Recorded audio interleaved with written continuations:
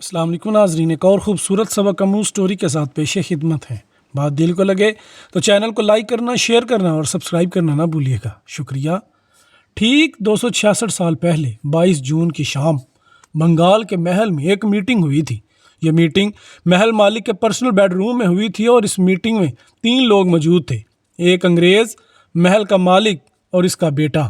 انگریز فراوانی سے ہندی، فارسی اور بنگالی بول سکتا تھا، لہٰذا اس نے محل مالک کے سر پر قرآن اور اس کے بیٹے کے سر پر اس کا ایک ہاتھ رکھا اور قسم اٹھوائی کہ وہ وہی کرے گا جو انگریز اسے کہیں گے، اور اگر وہ ویسا ہی کرے گا تو انعام میں اسے طاقت اور حکومت دی جائے گی۔ لیکن میٹنگ کے آخر میں انگریز کے سامنے ایک شرط بھی رکھ دی گئی جو انگریز نے مان لی۔ چونکہ میٹنگ کامیاب ہو گئی تھی، اس لیے اگلے دن انگریزوں نے ایک لڑائی کا فیصلہ کیا۔ حالانکہ جیتنے کا کوئی چانس ہی نہیں تھا، کیونکہ انگریز بمشکل 3100 تھے، جبکہ ان کا مقابلہ 50,000 کے ساتھ تھا، اور 50,000 بھی ایسے کہ جن کے پاس اتنی بڑی بڑی توپیں تھیں کہ انہیں سفید رنگ کے بڑے بڑے 50 بیل کھینچ رہے تھے۔ ان بیلوں کو بہار میں بریڈ ہی اس مقصد کے لیے کیا گیا تھا کہ وہ لوہے کی توپیں کھینچ سکیں، اور ہر توپ کے پیچھے ایک بڑا ہاتھی سے دھکا دے رہا تھا۔ اگر آپ نے دیکھا ہو تو Lord of the Rings film کا ایک سین بھی اس منظر سے انسپائرڈ ہو کر فلمایا گیا ہے۔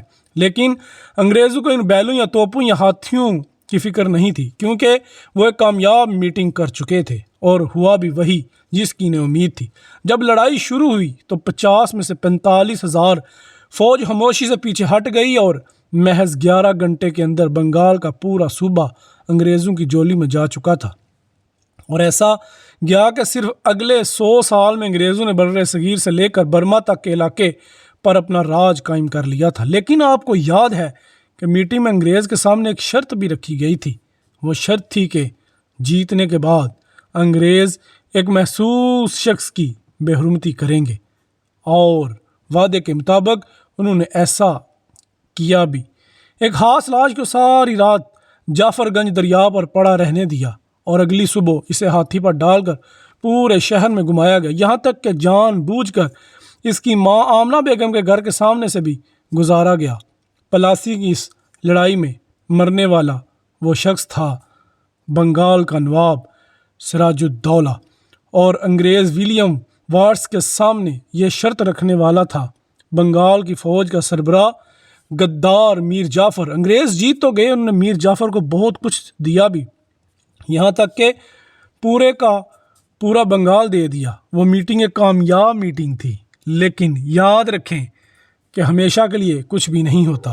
ایک دن ایسا آیا کہ میر جعفر بھی ذلیل ہو کر مر گیا۔ ایک دن ایسا آیا کہ انگریز بھی ہندوستان سے واپس چلے گئے۔ لیکن جس محل میں 22 جون کی شام وہ میٹنگ ہوئی تھی، آج 266 سال گزرنے کے بعد بھی اس محل کے کھنڈرات اپنی جگہ کھڑے ہیں، اور وہاں سے گزرنے والا ہر شخص نفرت سے ان کھنڈرات کو دیکھ کر انہیں نمک حرام ڈیوڑی کہہ کر بلاتا ہے، اور کھنڈر ہو چکے اس محل کا نام اب تک نمک حرام ڈیوڑی ہی رہے گا۔